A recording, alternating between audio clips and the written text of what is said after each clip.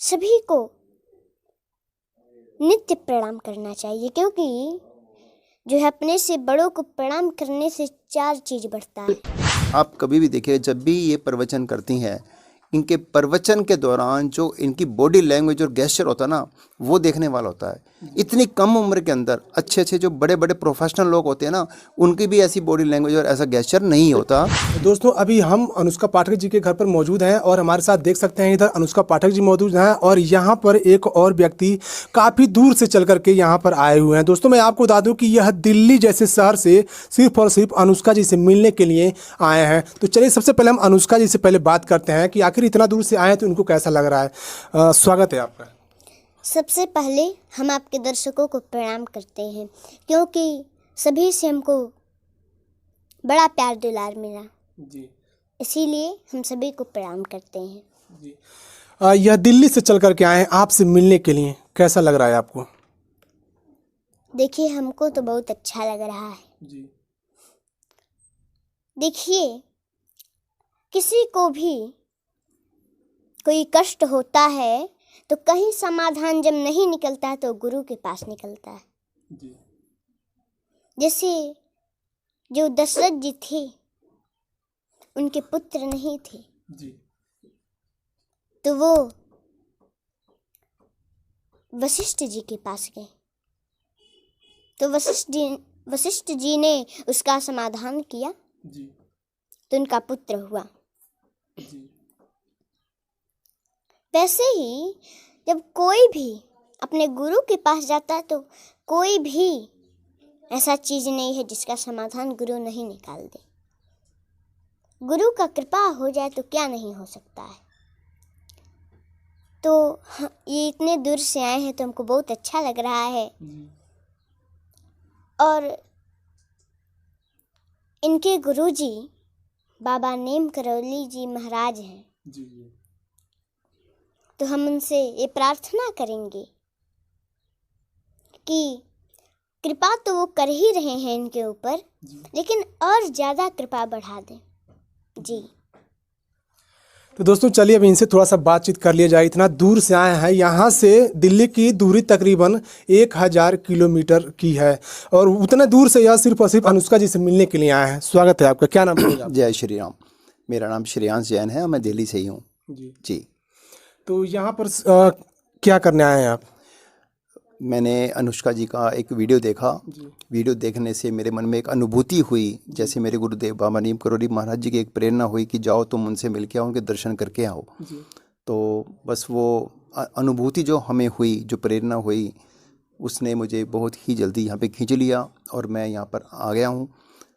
आपके जो पिताजी हैं वशिष्ठ मुनि जी पाठक जी, उन्होंने ही सभी ने मिलकर बहुत अच्छी तरह से, जैसे एक स्वागत करना और घर पे रखना, सेवा करना, जो एक सनातन धर्म का एक, जो भी सनातन धर्मी है उनका एक उद्देश्य ही है और उनका कर्तव्य भी है, वैसे उन्होंने निर्वहन किया और मैं यहाँ पर हूँ। मुझे मिलके बहुत अच्छा लगा।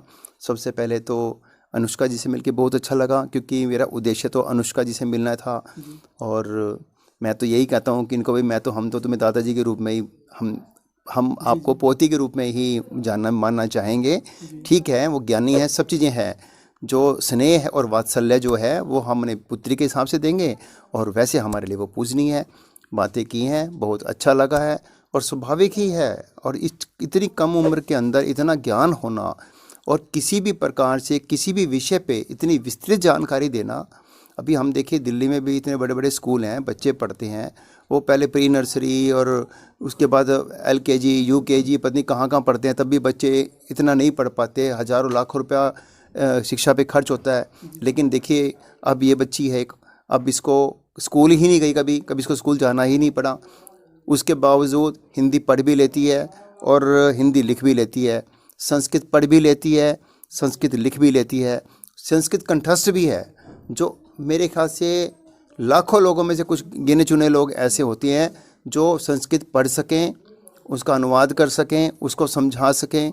और सबसे ज़्यादा मुझे हैरानी, जो मैं ज़्यादा इनसे प्रभावित हुआ वो था, आप कभी भी देखिए, जब भी ये प्रवचन करती हैं, इनके प्रवचन के दौरान जो इनकी बॉडी लैंग्वेज और गेस्चर होता है ना, वो देखने वाला होता है। इतनी कम उम्र के अंदर अच्छे अच्छे जो बड़े बड़े प्रोफेशनल लोग होते हैं ना, उनकी भी ऐसी बॉडी लैंग्वेज और ऐसा गेस्चर नहीं होता जो इनकी बॉडी लैंग्वेज और गेस्चर होता है बोलने का।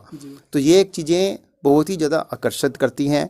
ज्ञान आपका है ही है, और मैं तो यही चाहूँगा, जैसे अब हम यहाँ पर आए हैं अपने गुरुदेव की प्रेरणा से, उनकी कृपा से, इनके लिए जो भी हम कर पाएँ, मैं हूँ, मेरे जितने भी ट्रस्ट के सदस्य हैं, क्योंकि हमारा एक ट्रस्ट है लव सर्व फीड के नाम से है, एक रजिस्टर्ड ट्रस्ट है दिल्ली में, और उसका उद्देश्य वैसे तो महाराज जी की कृपा से राजस्थान में मंदिर बनाने का है, लेकिन हमारे जितने भी सदस्य हैं ट्रस्ट के सभी और भी जितने भक्त हैं, काफ़ी मुझे मैसेज मिल रहे हैं, क्योंकि मैंने अपने दोनों के जो कुछ फ़ोटोग्राफ्स थे वो व्हाट्सएप स्टेटस पे शेयर किए थे।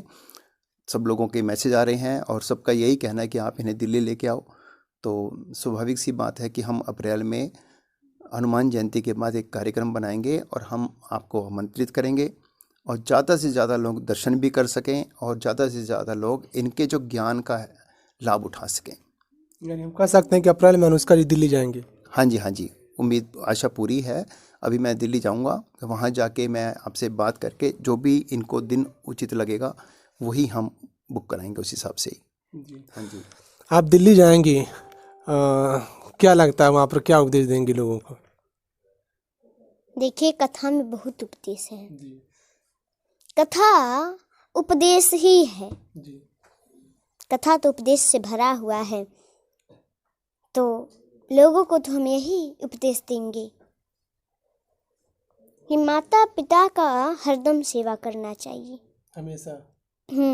और गुरु का, और सभी को नित्य प्रणाम करना चाहिए, क्योंकि जो है अपने से बड़ों को प्रणाम करने से 4 चीज बढ़ता है: आयु, विद्या, यश और बल। तो ये सब उपदेश कथा में है। बहुत विशेष विशेष उपदेश दिया जाता है जिससे लोगों का कल्याण हो। जी। जिनकी प्रेरणा से आप दिल्ली से चल करके उत्तर प्रदेश में अनुष्का जी से मिलने के लिए आए हैं, जी। तो उनका उद्देश्य क्या है यहाँ पर आपको भेजने का? जी देखिए, उनका उद्देश्य क्या है ये तो मैं नहीं बता सकता, क्योंकि जो गुरुदेव होते हैं, गुरु हैं, सिद्ध संत हैं, उनका उद्देश्य क्या है वो तो मानव के बस में नहीं है बताना जानना। लेकिन उनके विषय में थोड़ा सा उनकी विशेषता बता दीजिए हमारे दर्शकों को। बाबा नीम करोड़ी महाराज हैं, एक सिद्ध संत हुए हैं और उन्होंने शरीर छोड़े हुए 50 साल हो चुके हैं। आपका जन्म उत्तर प्रदेश के अकबरपुर एक छोटे से गांव में हुआ था, ब्राह्मण परिवार के अंदर, और मैं 7 साल से महाराज जी से जुड़ा हुआ हूँ।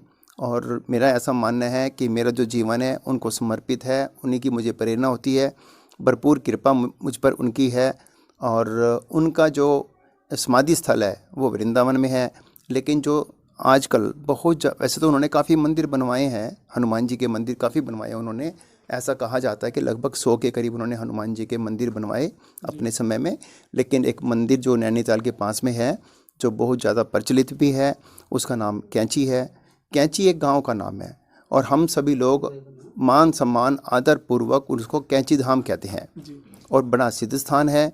और मेरा ऐसा मानना है कि कोई भी भक्त, कोई भी श्रद्धालु, उसे कोई भी किसी तरह की परेशानी होती है तो वहाँ जाए। मात्र दर्शन करने से ही जो भी संभव हो सकता है एक सिद्ध संत के लिए, असंभव तो कुछ है ही नहीं, लेकिन इंसान को अपने प्रयास भी करने पड़ते हैं, उसे कर्म भी करने पड़ते हैं, उसे समर्पण भी करना पड़ता है। वो वहाँ जाए तो निश्चित ही उसकी जो परेशानियाँ हैं जीवन की दशा और दिशा बदलने में, वहाँ के दर्शन मात्र से ही इसका लाभ उठाया जा सकता है। जो भी दर्शक ये आपका वीडियो देख रहे हैं, मैं उनसे एक बात ज़रूर कहूँगा कि जब भी वो दर्शन करने के लिए वहाँ पर जाएं, कुछ भी लेकर जाने की परंपरा नहीं है। कोई व्यक्ति कुछ भी कहे कि कंबल लेके जाओ, प्रसाद लेके जाओ, पुष्प लेके जाओ, ये लेके जाओ, वो कुछ भी लेकर जाने की ज़रूरत नहीं है। खाली हाथ जाना है। दान पात्र में जो आपकी श्रद्धा हो, 1 रुपया, 10 रुपये, 20 रुपये, वो कोई मायना नहीं रहा, दान पात्र में वो चढ़ा दें। और वहाँ जाकर ये भाव बना के जाएं कि वहाँ पर हनुमान चालीसा पढ़ना है, सुंदरकांड का पाठ पढ़ना है, राम राम का सिमरन करना है, आंख बंद करके कुछ देर उनसे बात करनी है। इस तरह के कार्य के लिए वहाँ पे जाएं। कोई भी भौतिक वस्तु वहाँ पर ले जाने का कोई फ़ायदा नहीं है। वहाँ पे अव्यवस्था ही है। ये मेरे अपने विचार है। जी जी मैं इतने साल से जुड़ा हूँ, मैं बहुत जा चुका और मैं यही देख रहा हूँ, भीड़ बहुत बढ़ती जा रही है। लेकिन वहाँ पे केवल आप दर्शन करें और जो भी धन आप समर्पित भी करना चाहें तो केवल दान पात्र में करें। और जब जाएं वहाँ पर किसी को भी कोई एडवांस पेमेंट देने की ज़रूरत नहीं है, कोई बुकिंग करवाने की ज़रूरत नहीं है। आप वहाँ जाएं, वहाँ जाकर ही जो भी सामने होटल नज़र आए उनसे बार्गेनिंग वगैरह करके आप वहाँ पर रहें। तो किसी भी तरह की कोई दिक्कत, मेरी तो सोच ऐसी है, ऐसी कोई परेशानी आ ही नहीं सकती। जब आप समर्पण भाव से जाएंगे तो सब कार्य महाराज जी खुद देखते हैं और सबका कल्याण होता आया है अभी तक जी। लास्ट में दर्शकों को क्या कहना चाहेंगे?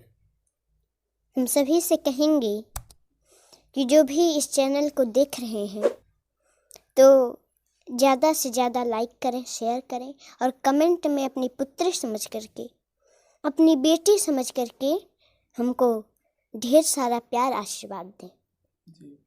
आपका भी कोई चैनल, अगर आपकी वीडियो कोई देखना चाहे तो कैसे देखेंगे लोग?